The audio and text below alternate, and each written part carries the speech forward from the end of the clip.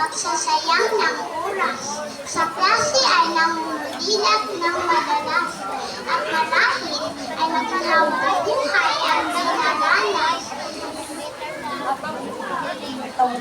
Ngunit paano kung sila naman ang dapuan ng malas? Ngunit para sa iba, ito ay pangarap.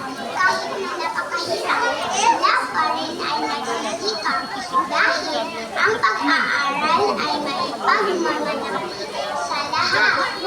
Ang edukasyon ay marahil ang susi sa tagumpay. Walang katumbas na ibang bagay.